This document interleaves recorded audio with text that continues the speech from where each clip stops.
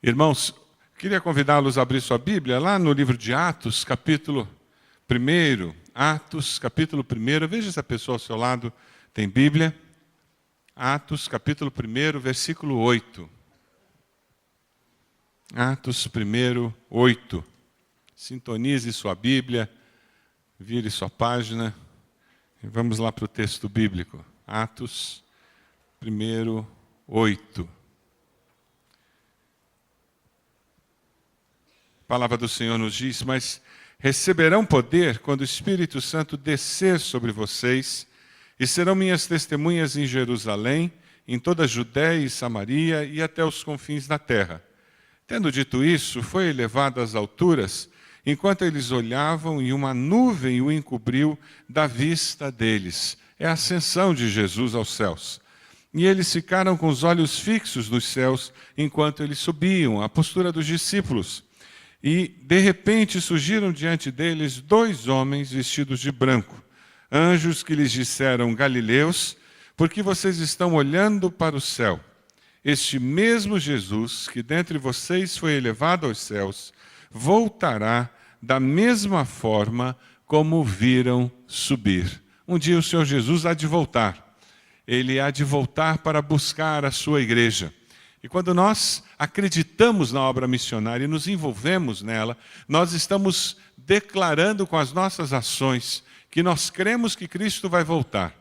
E quando nós estamos nos envolvendo na obra missionária, nós estamos obedecendo a ordem desse Jesus, que diz que nós deveríamos ir por todo mundo, pregar o Evangelho a toda criatura. E que ao fazermos isso, nós estaríamos cumprindo o mandato que Ele nos deixara. Quando o Senhor Jesus fala que nós receberíamos poder para cumprir essa ordem, Ele está falando do Espírito Santo de Deus, que seria dado à igreja para capacitá-la a ser testemunha. Quando nós nos ajoelhamos e oramos por alguém afastado do Evangelho, nós estamos reconhecendo que nós mesmos não vamos convencer alguém a retornar para Jesus. Eu creio que você já descobriu isso, né? Que você não consegue levar alguém a voltar a Cristo. É o Espírito Santo que faz isso. O máximo que você pode fazer é dar evidência do poder de Deus na sua vida e mostrar para essa pessoa que você se importa. E ao fazer isso, Deus usa esse teu testemunho, usa esse seu coração sensível para tocar no coração daquela pessoa.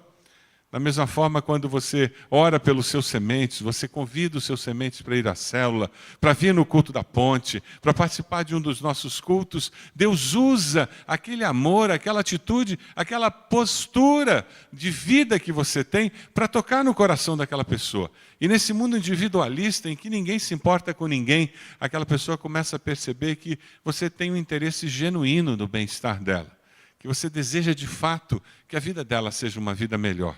E quando você começa a dar evidência do que Deus fez na sua vida, olha, Deus curou uma enfermidade, olha, Deus me ajudou a enfrentar uma tempestade tremenda sem me desesperar, olha, Deus tem me dado forças para lidar com um problema na minha família, e aquela pessoa olha para você e diz: como é que você consegue?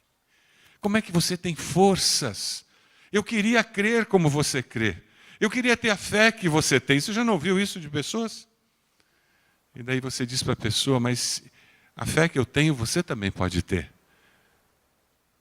Basta você se voltar para Deus. Vem comigo, vem caminhar comigo. Vamos caminhar juntos, seguindo esse mesmo Jesus. Quando nós falamos de missões, nós falamos disso. De nós repartimos essa fé desta forma.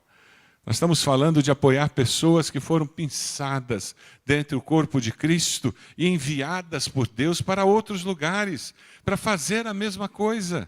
Eles estão fazendo lá o que Deus espera que eu e você façamos aqui. Eles estão fazendo lá em Açaí, entre os descendentes de japoneses, a mesma coisa que Deus espera que eu e você façamos aqui com os nossos vizinhos, com os nossos colegas de trabalho, da escola, da faculdade. Porque a grande comissão é para todos, não é só para missionário e para pastor, não. Você acredita nisso? Diga amém. Está fraco, hein? Vocês não acreditam, não. Você acredita nisso? Diga amém. Melhorou. Pastor Márcio pregou hoje cedo que nós somos sacerdócio real, povo exclusivo de Deus, separado. Por quê? Porque Deus tem uma missão. separado lá em 1 Pedro 2,9, para proclamar as virtudes de Deus, separado para proclamar a mensagem de Deus. Ah, meus queridos, como nós precisamos fazer isso. Ontem, na virada da noite, perto de meia-noite, cheguei aqui em Curitiba. Passei 4 dias lá nos Estados Unidos, representando a Convenção Batista Brasileira. 4 dias em reuniões. Os irmãos não vão acreditar, mas eu não coloquei um pé numa loja. Os pastores aqui estavam apostando que eu não ia conseguir. Mas não deu tempo. Sabe por quê? Porque tem muito a ser feito para nós levarmos esses bilhões no mundo todo que precisam conhecer Jesus. E existem possibilidades de convênio entre a Convenção Brasileira e a Convenção Americana, porque tem lugares do mundo que os americanos não entram. Mas o passaporte brasileiro entra, amém? Graças a Deus. E eles estão interessados nisso. Existe a possibilidade de nós fazermos convênios de treinamento, de professores de seminários, faculdades teológicas nossas, irem para lá fazer treinamento, passarem 6 meses. Que bênção! Eles enviarem professores, possibilidade de intercâmbio entre alunos. Era sobre isso que nós estávamos fazendo. Teve um congresso dos pastores batistas brasileiros de todos os Estados Unidos. Vivem solitários lá, e nós estamos encorajando aqueles irmãos. 2 milhões de brasileiros espalhados pelos Estados Unidos. A maioria deles não conhece Jesus. Mas por estarem longe da pátria, uma porta imensa aberta para eles tomarem uma decisão ao lado de Cristo.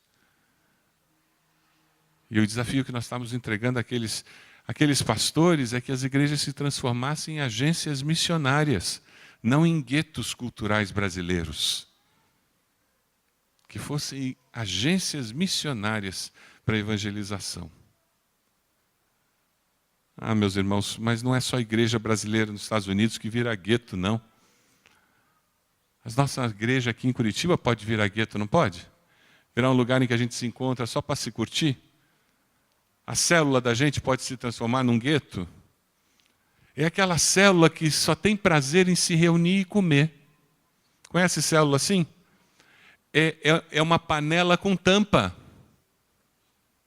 É a famosa panelinha com tampa. O grupo fechado, a gente se reúne, até visitante que chega não se sente bem, se sente excluído, porque eu não conheço, quase ninguém conversa comigo, o pessoal tem uma história deles, ninguém quer repartir a história com a gente. Isso não cumpre a grande comissão, esse tipo de grupo. Sabe por que é tão importante uma célula multiplicar? Porque a multiplicação da célula quebra essa doença da tampa na panela. A multiplicação nos força a criar novos relacionamentos, a viver uma história nova, a construir uma história nova, a ir atrás de pessoas. A sua célula vai ser desafiada, se ainda não foi, até o aniversário da igreja, a multiplicar. Se você ainda não sabe disso, eu estou dizendo isso, em nome de Jesus. E uma célula não precisa mais do que 5, 6 pessoas para existir. Sabia disso? Quem aqui já participou de uma célula só com 6 pessoas? Você já participou de uma reunião de célula com 6 pessoas? Não é uma delícia? Todo mundo fala. Até o calado fala nessa reunião. Aí você descobre que a pessoa pensa e tem ideias ótimas. Todo mundo ora nessa célula. E a reunião acaba cedo. Porque todo mundo orou, todo mundo falou. Dá tempo para tudo. E em qualquer casa a gente se reúne, porque tem sala do tamanho para todo mundo vir e dá para trazer visitante. Quando nós vemos esse texto, nós vemos ali no versículo 8, as 4 dimensões da obra missionária da Igreja do Senhor Jesus. Dê uma olhadinha no texto. Versículo 8. Serão minhas testemunhas em Jerusalém, Judéia, Samaria e confins da terra. Os batistas pegaram isso e eles trabalham como denominação, como convenção, nessas 4 dimensões. Nós temos a Junta de Missões Mundiais, os confins da Terra. Nós temos a Junta de Missões Nacionais, que trabalham nessa dimensão da Samaria, que era uma região mais afastada. Nós temos missões estaduais, que é da que estamos falando hoje, que é a Judéia, mas uma região pertinho. E nós temos Jerusalém, a região local. E é o que nós fazemos no último trimestre do ano, quando nós levantamos oferta para missões locais, irmãos. 4 dimensões. E o grande segredo de uma igreja saudável é ela trabalhar bem nas 4 dimensões, não apenas numa. A tentação de uma igreja é só enviar missionário para a China e para a África. E não faz nada no Estado, não faz nada na nação. Ou, de repente, aquela que só envia missionário para evangelizar pescador e índio. E não envia ninguém lá para a Europa, para evangelizar na Europa. Não envia ninguém para evangelizar lá na Tailândia. Não, nós temos que, de uma forma equilibrada, obedecer à ordem do Senhor Jesus. Nós vamos ver um vídeo agora que fala sobre o que está acontecendo nessa dimensão estadual da obediência à grande comissão que o Senhor Jesus nos deixou. É um vídeo muito legal. Eu queria que você ouvisse esse vídeo e deixasse Deus ministrar o seu coração. Você vai ouvir o testemunho de alguém que foi transformado, impactado. Sabe, porque você tem entregue ofertas para missões estaduais, você tem viabilizado que esse resultado aconteça. Nossa igreja tem o privilégio de ter o pastor Luiz Carlos, que falou hoje cedo, como missionário nosso. Ele foi nosso seminarista, foi ordenado aqui em nossa igreja, e a nossa igreja é uma das mantenedoras dele.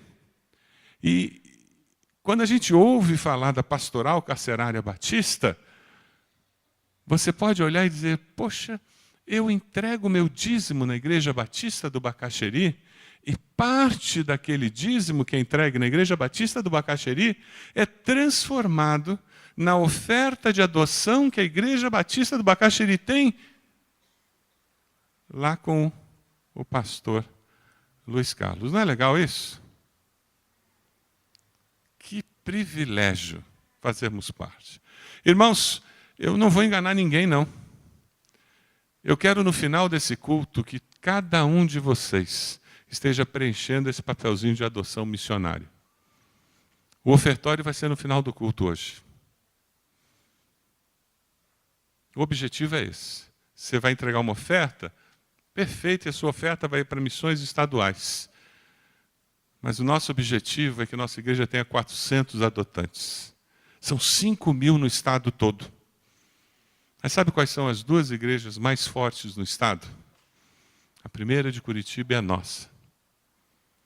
Se nós não assumirmos o papel e a relevância que nós temos no estado, a obra missionária no estado vai ter muita dificuldade de ser realizada. Esse é o nosso desafio. Mas porque nós já temos assumido uma postura de relevância no estado, veja o que tem acontecido. Dê uma olhadinha nesse vídeo. Vamos lá.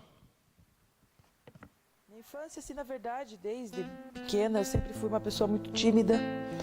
Eu sempre tive muitos problemas na escola, né? Os meninos riam de mim e me zoavam, né? Como a gente hoje fala. Eu comecei a procurar armas para mim ser assim, uma pessoa sociável, uma pessoa que tivesse amigos, uma pessoa que conversasse. Em casa o convívio era muito difícil, eu tinha muitas brigas. E assim, eu lembro que com 12 anos, assim, eu comecei a usar drogas. Eu comecei a beber, a me envolver com o pessoal da escola que bebia, que ia para trás do colégio beber e fumar maconha. Com 12 anos eu fui internada a primeira vez numa casa de recuperação. E ali eu ouvi falar de Jesus, mas assim, meu coração muito duro, muita imaturidade. Aí eu fui embora, voltei para casa. Com 13 anos eu conheci o crack. E a partir daí, assim, a minha vida ela foi se degradando de uma maneira assim inacreditável, assim. Eu comecei a usar e a minha família ficou desesperada, não sabia o que fazer, eles não tinham estrutura nenhuma para aquilo. Eles não eles se separaram, a minha família se destruiu por causa disso. E eles foram embora e eu fiquei na rua. Foi então que ali eu conheci uma família de traficantes, onde eu me envolvi. Eu ficava 10 dias acordado, 10 dias sem tomar banho, sem comer, só usando. E um dia eu fugi dali, depois de 6 meses. Depois que minha mãe foi embora, 6 meses depois. 6 meses usando droga todos os dias. Com 18 anos eu fui presa pela primeira vez. Eu fui pega com uma certa quantia de droga. E foi onde eu conheci ali várias pessoas, pessoas que estão presas há 10, há 15, há 2, há 1 dia. Os cultos da Batista, da igreja Batista, quando chegava lá era feriado. Todo mundo parava e todas as presas iam. Até quem estava trancado na triagem, não podia sair, ia para assistir o culto. E o pastor levava teatro, música, banda. Fui presa pela 2ª vez, fui presa pela 3ª vez. Todas as vezes que eu chegava no presídio, eu encontrava aquelas pessoas de Deus, aqueles pastores orando, falando de Deus e falando que Deus tinha algo na nossa vida. E eu até queria que aquilo acontecesse. Eu queria mesmo ser outra pessoa. Eu queria mudar, eu queria ter uma família, eu queria casar, eu queria ser feliz. Mas era muito distante, era muito vazio. Só da cadeia para a rua, da rua para a cadeia. Foi quando eu fui presa pela 4ª vez, em 2009. E quando eu cheguei no centro de triagem, as meninas sempre se correspondem com outros meninos e com os meninos da masculina, da penitenciária. É uma forma de manter um contato, principalmente quem não tem família, ninguém, para ter ali uma carta. É como se fosse uma visita lá dentro. E é então que eu conheci um rapaz por carta, o nome dele é Alisson, e a gente se correspondeu por 6 meses. Nas primeiras cartas eu já notei que ele falava muito de Jesus, falava muito de Deus. Depois de 6 meses eu fui transferida para uma penitenciária onde só podia receber carta de família. Então nós perdemos o contato e ficamos 11 meses sem contato. Nesses 11 meses a minha mãe me procurou, depois de mais ou menos uns 7 anos sem ver. E ali dentro do presídio, Deus começou a falar comigo. Deus começou a falar comigo ali dentro, sabe? É algo assim muito forte, porque quando Deus quer falar com alguém, não importa onde a pessoa esteja, Deus fala. E Deus falou comigo dentro de uma tranca. Eu não tinha Bíblia, eu não tinha ninguém ali. Só eu e Deus. Eu tinha discutido com uma guarda e acabei indo para a cela de castigo. E ali eu pedi socorro e eu falei: Deus, foi para isso que o Senhor me chamou? Foi para isso que eu nasci? Para morrer nesse lugar? Eu tenho 22 anos, Deus. E o que eu sei até hoje é droga, cadeia e solidão, vazio. O que é dor, Deus? Eu não sei mais o que é sentir dor. Então eu fui para o semiaberto, que é onde a gente sai uma vez por mês. E ali eu tinha minhas portarias. Minha primeira portaria foi em fevereiro de 2011. E eu saí, no mesmo dia já bebi, já estava fumando, usei drogas, briguei com a minha mãe. Foi bem difícil. Voltei para o semiaberto. E assim foram 3 portarias. 3 portarias usando droga, 3 portarias bebendo. Na minha 4ª portaria, no dia 10 de junho de 2011, eu ia sair e eu não ia voltar mais. E nesse mês em que eu voltei da 3ª portaria até a 4ª portaria, o Alisson começou a me procurar. Depois de 11 meses. No dia 10 eu ia fugir. No dia 10 de junho eu iria fugir. Foi quando ele saiu de vez e foi me buscar. É impressionante a história dela, né? Você conhece alguém que é adolescente e está passando por um momento de rebeldia? Você conhece alguma família lidando com um filho com drogas? Você conhece uma família se desintegrando como a família dela? Que foi isso que aconteceu. Por causa da crise com a filha, a família dela simplesmente se desintegrou. Às vezes não é a droga, mas é uma enfermidade que cria isso. A estrutura familiar não resiste àquela crise. Perto de você existe uma família que está se desintegrando nesse momento. Perto de você. Basta você olhar. E essa família precisa de Jesus, não é verdade? É impressionante como levou 7 anos na história daquela jovem até a mãe dela ter condições de voltar a procurá-la. Você pode imaginar a dor, a desilusão daquela mãe vendo uma filha afundada na droga? Perto de você, possivelmente, tem uma mãe, um pai completamente desiludido com uma filha, um filho que não conseguiu atender às expectativas deles. O Projeto Farol aqui na igreja tenta ajudar pais que estão vivendo esse tipo de desapontamento.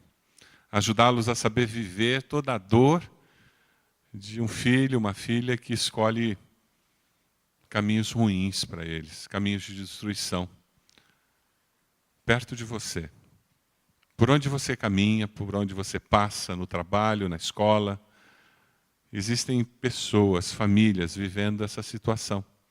E eles precisam de Jesus. Quem sabe, vendo a história dessa jovem e ouvindo o que eu estou falando, você já está se lembrando de alguém. Não é verdade? Você pode abaixar sua cabeça agora? Vamos ter um tempo de intercessão? Eu queria que você orasse por essas pessoas. Quem sabe você está dizendo, olha, pastor, não estou me lembrando de ninguém.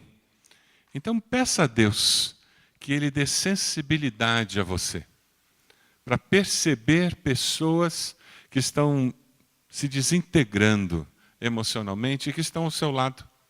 Peça a Deus para dar sensibilidade, para você perceber pessoas carentes, famílias que estão se acabando, pessoas que estão começando a se envolver com drogas, famílias que estão olhando para o divórcio como uma opção. Peça a Deus para você perceber isso e levar a esperança que há em Jesus. Manifestar o poder de Deus para essas pessoas. Ore por elas agora, ore por você.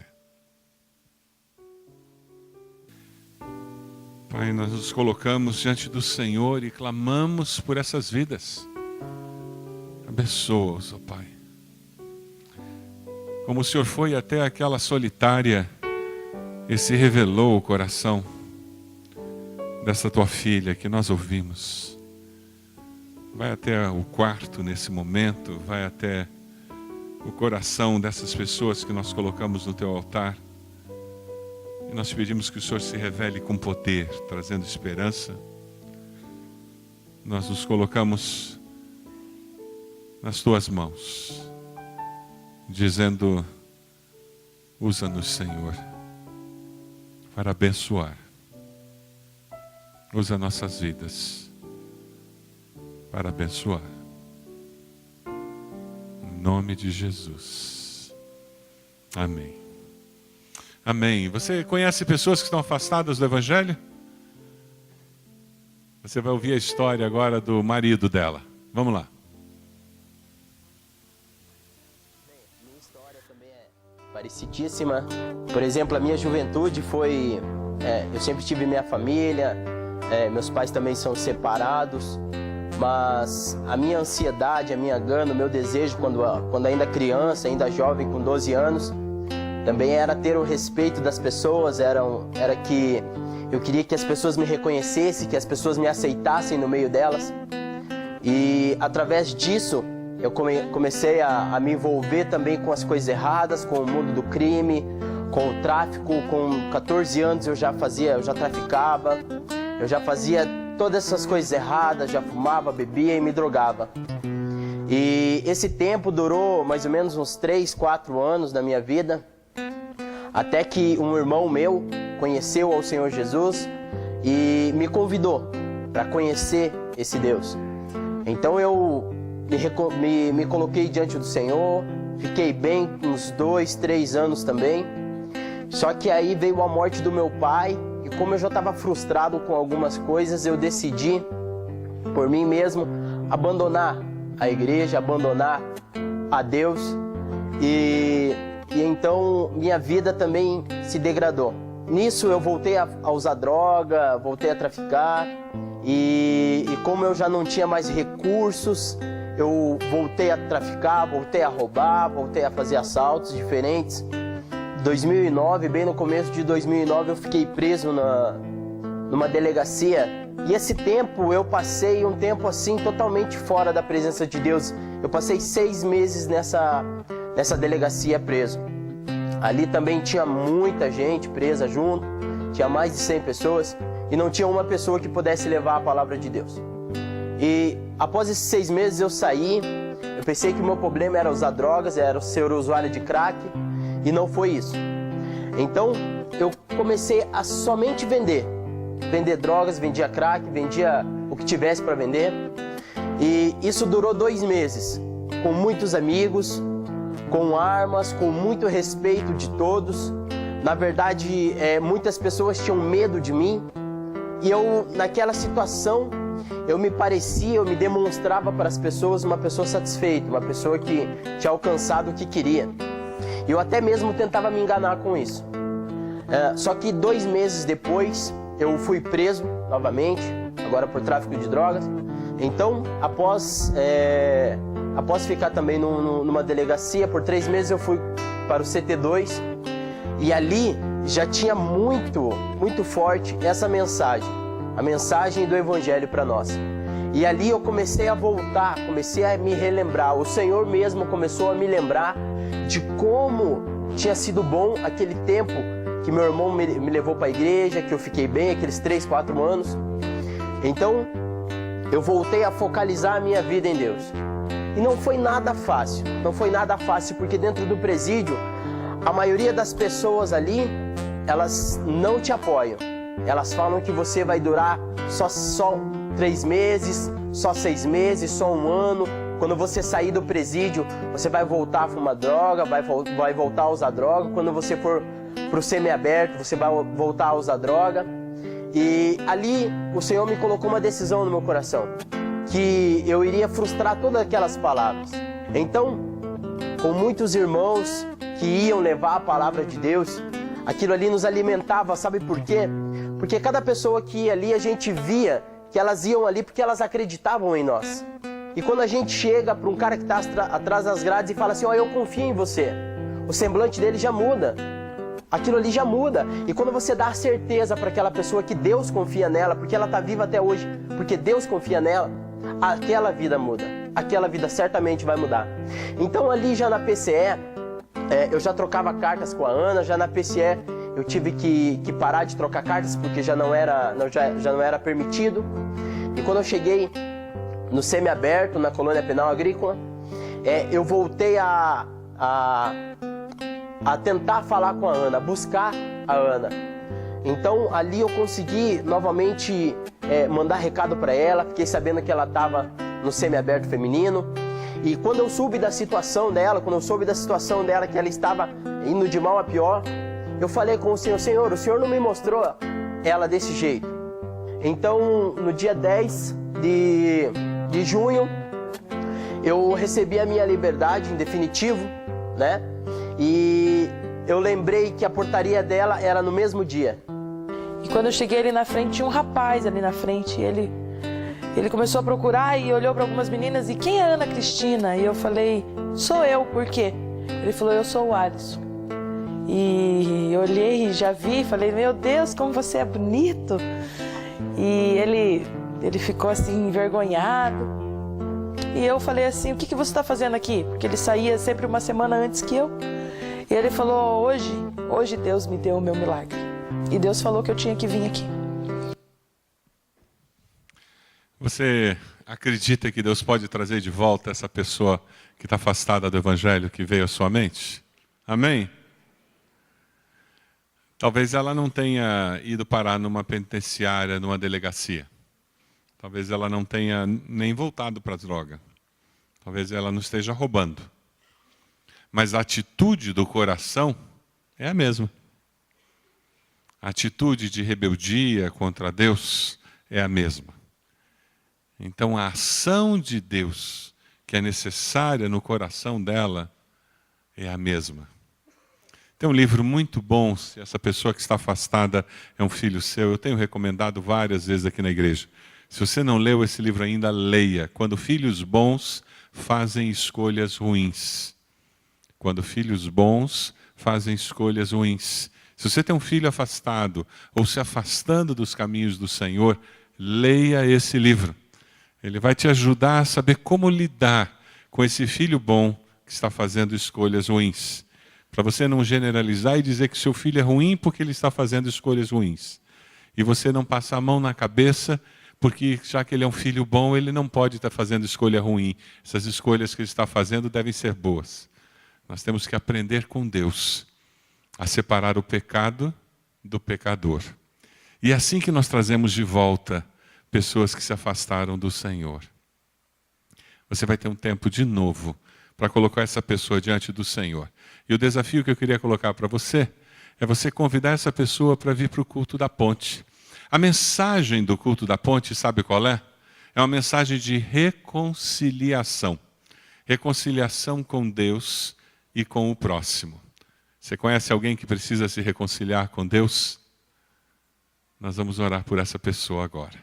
Feche seus olhos. Diga verbalmente o nome dessas pessoas que você vai convidar para trazer no culto da ponte. Pessoas que precisam se reconciliar com Deus e com o próximo. Tempo de oração, irmãos.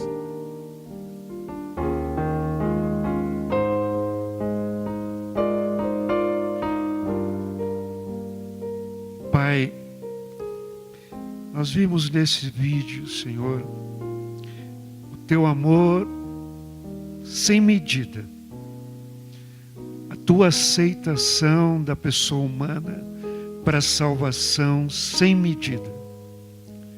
E a gente vê que Jesus morreu na cruz por essas pessoas, por nós, por qualquer pessoa. Senhor, nós queremos ser instrumentos dessa ponte que é Jesus, dessa pessoa afastada do Evangelho, afastada dos Teus caminhos, Senhor. Nós queremos ser usados pelo Senhor, no poder do Espírito Santo, para que essa pessoa seja convencida do pecado, da justiça e do juízo. Seja ela da nossa família, seja ela da nossa vizinhança, seja ela do nosso local de estudo, trabalho, outros locais que a gente frequenta. Senhor, dá um coração compassivo, um coração com compaixão por essas pessoas. Que o espírito de intercessão seja aumentado, para que, Senhor, domingo, no evento da ponte, a gente possa trazer essas pessoas e elas aceitem se reconciliar e aceitem Jesus como única esperança para a vida delas. Senhor, nós não somos nada, nós não merecemos nada, mas em Cristo, Senhor, o Senhor nos transforma em príncipes e princesas do Teu reino, para a Tua honra e para a Tua glória. Assim como para esse casal, Senhor, hoje casal missionário que nós vimos no vídeo, o Senhor deu dignidade de vida. Dá também para as pessoas das nossas famílias, nossos amigos, colegas de trabalho, estudo, vizinhança, a chance, a oportunidade de ter a maravilha do Teu Evangelho. E isso seja feito, Senhor, não na nossa sugestão, na nossa persuasão, mas no poder do Espírito Santo de Deus. Por isso nós oramos, crendo que o Senhor já está tocando o coração e mente dessas pessoas. E que domingo vai ser um dia de festa, de celebração.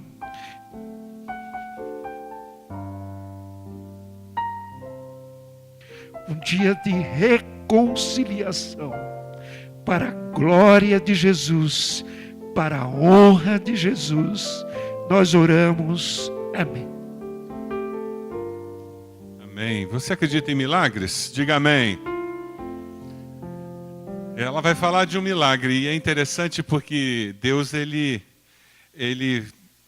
é pai mesmo, né? E pai faz algumas vontades de filho, assim, que são bem gostosas, só porque ama, não é assim? Dê uma olhadinha no restante do vídeo. Então a gente foi para uma praça, sentamos, conversamos. Eu falei para ele que realmente eu queria mudar, mas que eu não conseguia, estava muito difícil, que a minha situação era muito difícil. Eu não via uma luz, eu não via nada, eu não sentia nada. E foi quando ele olhou para mim e falou: Deus não me mostrou você assim. Ele falou: eu vou ser teu amigo. Não quero assumir compromisso com você. Quero apenas ser teu amigo. Enquanto você estiver lá, eu vou te ajudar. E aquele dia eu saí, ele foi para casa dele, eu fiquei na rua, eu usei droga a noite inteira. 9 horas da manhã eu liguei para ele. Ele falou: amanhã nós vamos à igreja. No domingo ele me levou à igreja. Eu orei, fiz um propósito com Deus. Falei: Deus, eu não quero mais. Eu não quero. Eu reconheço que isso é uma chance. E eu quero essa chance. E a partir dali, Deus abriu todas as portas. Eu voltei para o semiaberto. Ele ficou na rua. Uma semana depois, ele já mandou carta falando que tinha área da Batista. Começou a ir no semiaberto fazer culto. Aquilo foi me fortalecendo, me alimentando, me ajudando. Eu comecei a fazer culto com as meninas. Fiquei ali ainda 4 meses depois disso. Em outubro, dia 7 de outubro, eu saí de vez. Também sem saber para onde olhar, mas eu tinha o Alisson, nós já estávamos namorando. E foi quando nós começamos a ir à igreja juntos. Mais ou menos em dezembro começamos a orar para casar. Nós não tínhamos R$1 no bolso. E a gente juntou um dinheiro e pagamos o cartório. Marcamos o cartório. Foi então que eu e o Alisson, nós fomos num retiro e o Senhor falou com a gente. O Senhor falou assim: não se preocupe com o casamento de vocês, porque eu vou dar tudo para vocês. Pessoas vão procurar vocês não vão bater na porta de ninguém. Nós tivemos um casamento lindo, nós casamos no dia 25 de maio, na primeira igreja.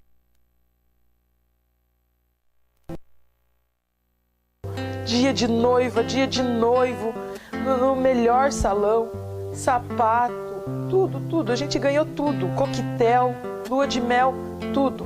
E o Senhor falou: a partir de hoje vocês vão impactar vidas. E é isso que nós fazemos. Nós nos deixamos ser usados por Deus, porque nós cremos que o crack tem fim. Nós cremos que tem solução para o crime, sim. É Jesus que muda. Hoje eu estou dentro da minha casa e faz 2 anos que eu estou sem usar droga. Apenas 2 anos. Eu usei droga 10 anos, eu fiquei presa muitos anos. E em 2 anos o Senhor tem restituído muito mais do que o diabo roubou de mim. Muito mais. Porque a palavra de Deus fala em Romanos 6:20, parte A: aonde abundou o pecado, superabundou a graça. É por isso que tem muitos presos lá dentro, que são verdadeiros servos de Deus, ou pessoas que Deus quer levantar para fazer. E nós precisamos de voluntários, de pessoas que estejam dispostas a trabalhar, a amar essas pessoas. Porque o amor de Deus, o amor, ele cobre multidões de pecados. O momento da saída daquelas pessoas que ficaram por alguns anos, 5, 10, 15 anos privados da liberdade, é um momento crucial, onde quase sempre a sociedade ainda não está preparada para o retorno dessas pessoas. Um grande sonho nosso hoje é uma casa de passagem, para acolher essas mulheres que não têm para onde ir, esses homens que não têm para onde ir. Eles vão então ficar um período nessa casa, se adaptando, conseguindo emprego para poder ter um novo começo, uma nova história. Essa é a grande dificuldade hoje. A sociedade não está preparada para receber essas pessoas porque não acreditam na recuperação dessas pessoas. E se nós que pregamos Jesus Cristo, um Jesus Cristo que muda, que transforma, que muda histórias, se nós, igreja, não estivermos preparados para abraçar essas pessoas, para amar essas pessoas, para cuidar dessas pessoas, realmente a situação fica muito difícil. No Paraná nós temos, eu talvez vou estar falhando com os números, mas eu acredito que são 25 unidades prisionais. E você tem regimes fechados, regime semiaberto. E o desejo que nós temos é de ter uma igreja dentro de cada presídio.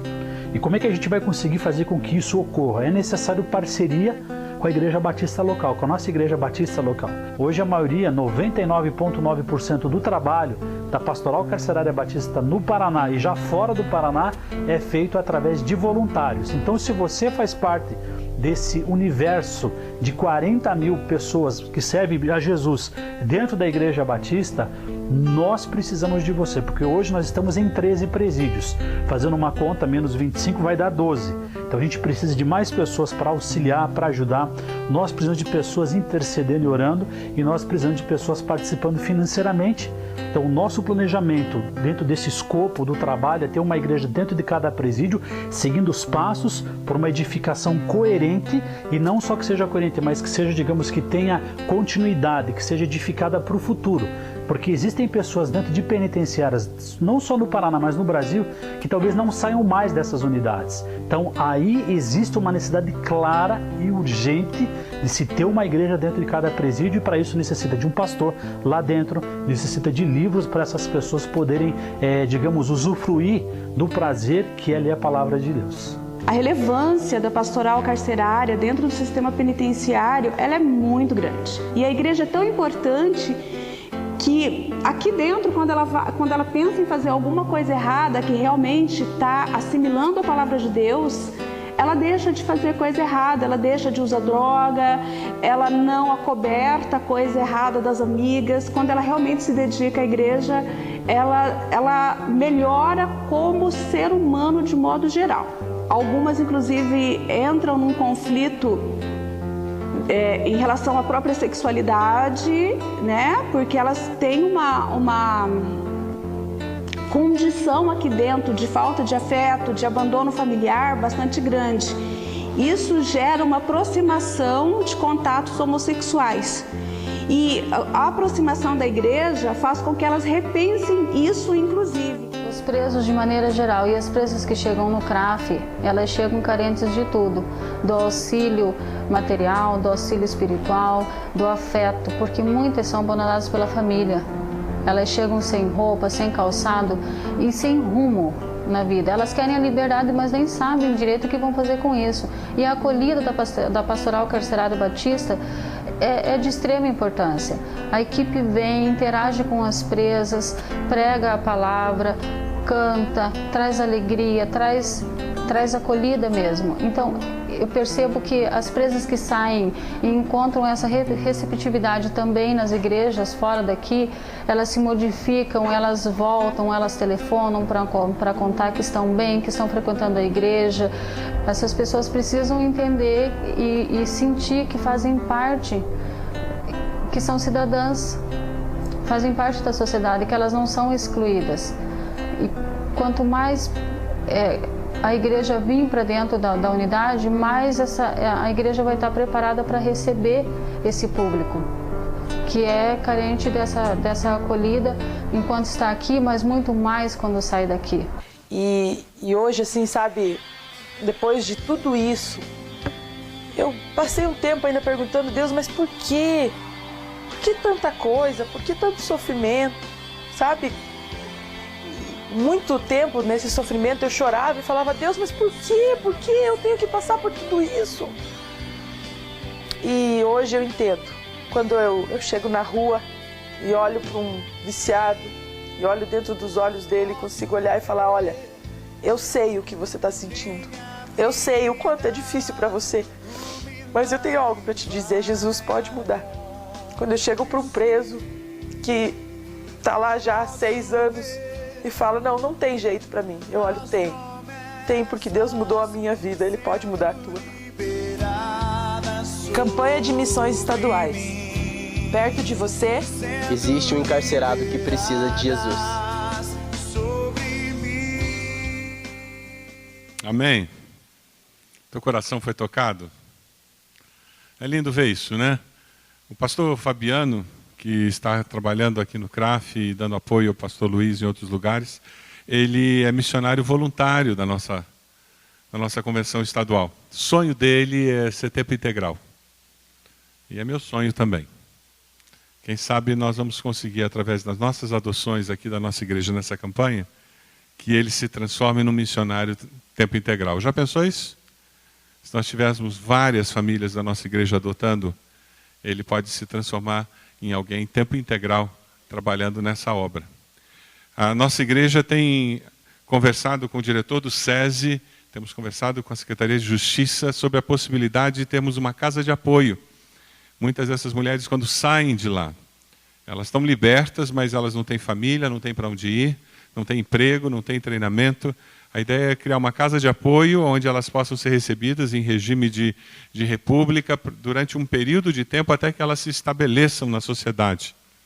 E o que nós precisamos hoje é do sustento regular dessa casa, existe a possibilidade, a Secretaria de Justiça nos dá. Precisamos da casa, nós não temos ainda uma casa nessa região do Tingui, São João, Bacaxeri, Boa Vista, porque fica perto da região onde elas estão acostumadas. O SESI está oferecendo cursos profissionalizantes, a nossa ABC já tem participado também desse processo, abençoando essas mulheres. E hoje pela manhã o pastor Luiz estava conosco.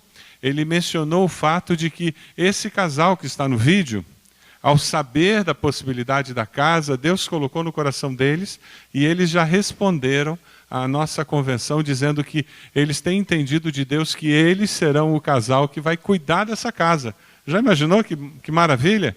Se tem alguém que vai entender o que está acontecendo na vida dessas mulheres egressas do sistema, são eles. E eles entenderam que Deus já os chamou para estar ali. Irmãos, Deus está juntando as peças do quebra-cabeça. E você hoje à noite é parte da formação desse quebra-cabeça, onde uma resposta de Deus para esse tempo está sendo montada. Nós vamos entregar nossos dízimos e ofertas daqui a pouco. E nós vamos entregar também as nossas adoções. Pegue aí o papelzinho de adoção que você recebeu. O desafio que eu tenho entregue para os membros da igreja durante esse período é muito mais do que eu fazer uma adoção para a minha família. A ideia é que você faça uma adoção para cada membro da sua família. Você pense assim, lá em casa eu posso dar R$100 por mês, R$50 por mês ou R$500 por mês. Eu não sei quanto você tem disponível no teu orçamento, mas divida o valor que você tem pelo número de membros. E assim você vai ter 2 adotantes ou 3 adotantes. Por que isso? Eu quero que o seu filho receba uma cartinha de um missionário. E você já imaginou chegar no correio uma carta com o nome do seu filhinho, da sua filhinha?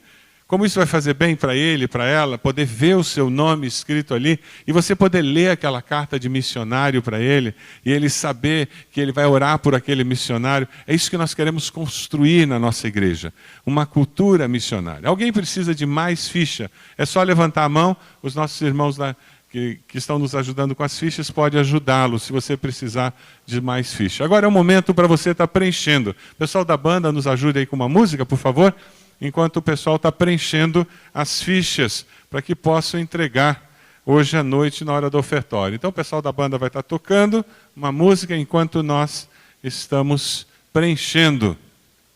Momento de participação ativa. Quem precisa de mais ficha, levanta a mão. Os nossos irmãos aí da oferta estão preparados para distribuir. Obrigado, Edivarde. Isso. Se mais gente puder ajudar na distribuição, por favor, faça isso.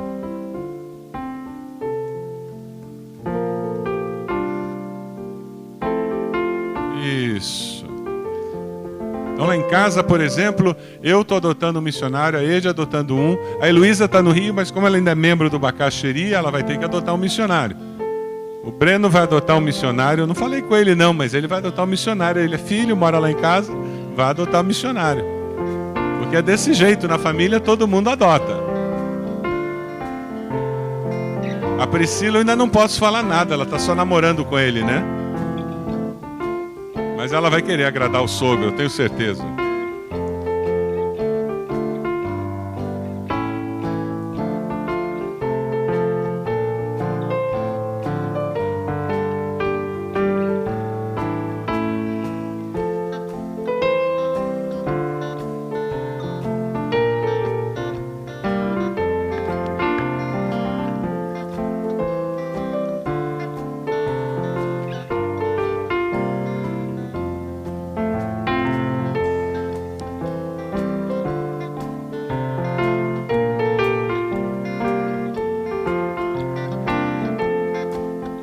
Eu vou pedir aos irmãos do ofertório que se preparem, colocando no lugar, por favor, para recolher as ofertas. Daqui a pouquinho nós vamos recolher. Vocês podem se colocar no lugar. Ainda não passem os pratos, mas só...